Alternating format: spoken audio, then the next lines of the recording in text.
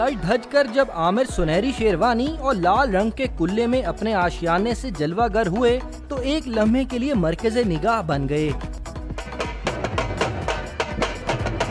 ढोल बाजों के साथ दूल्हे राजा सफेद ग्लैडोला और सुर्ख गुलाबों के हसीन इम्तिजाज से सजी रॉयल ब्लू मर्सिडीज में सवार होकर अपनी दुल्हनिया को लेने शादीगाह पहुंचे तो उनका इस्तकबाल पतियां निछावर करके किया गया।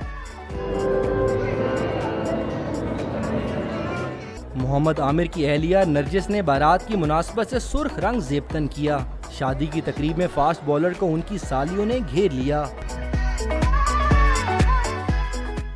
बारात में आए मेहमानों की तवाज़े मटन कोरमा, चिकन बिरयानी और कुल्फे से की गई, जिसके बाद क्रिकेटर मोहम्मद आमिर अपनी दुल्हनिया ब्याह ले गए। कैमरामैन मोहम्मद जलील फारूक और साथी रिपोर्टर उमर फारूक के साथ अबू बकर बिलाल, डॉन न्यूज़, लाहौर।